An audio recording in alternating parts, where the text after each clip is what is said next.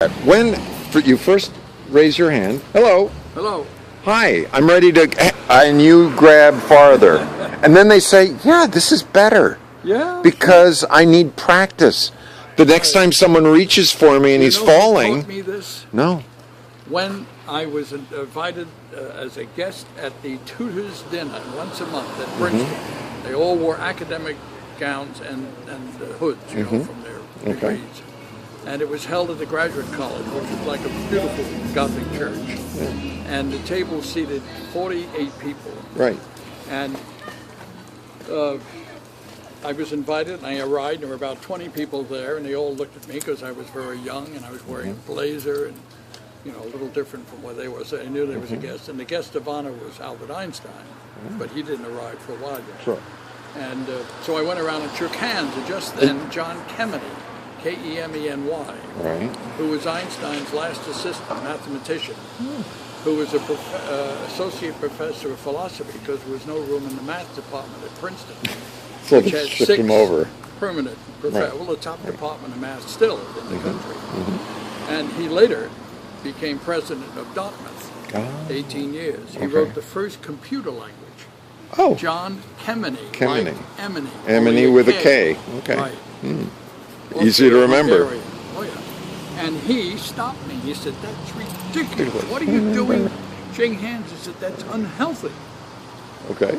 And we sit down. Now the table is packed. And on my left, I have a guy called Nash. Oh, John Nash. Right. Beautiful name. But this is 1950. Early still. Very different world then. And I have Kemeny on my right. And we've got plates and cups and saucers and forks, 2 knives, spoons. And he reaches into his pocket and takes out this white napkin, and he takes out 3 knives and 2 spoons, no fork. His own? I said, but it's right here. He said, no. He picks up his fork in front of him, shows it to me, and said, you see, it's not clean. The soap residue. Right, John Kemeny. And he said to me, you should not shake hands. Okay. Just bow, raise your hand. Like I invented the wrist. Okay, and so, This became my, now I want to practice on you. Not a shaker. I'm a Quaker, not a shaker. So I say hello, and now you start shaking, and I just, and I go there. and so it's a little, you surprise them a little bit. You surprise them. And that was from 1950. It is rare because he then told me the French and the Brits are the worst. About shaking? All they do is stand and shake. And they transmit viruses. That's right, viruses and the flus and colds and whatever.